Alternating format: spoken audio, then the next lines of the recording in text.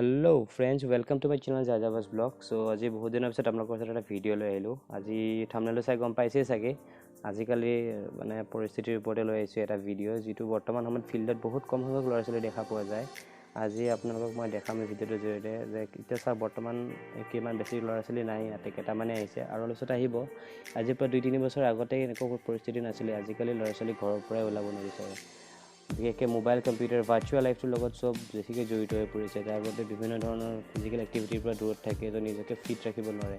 চ' মই এটা ৰিকুৱেষ্ট থাকিল চবলৈ যে চবে যিমান খেলা ন' ডাউট কোনো এটা বস্তু খেলা, পাবজি খেলা বা ফ্ৰী ফায়াৰ খেলা, any kind of virtual games খেলা, বাট কেতিয়াও এডিকশ্যন নকৰিবা তোমালোকে.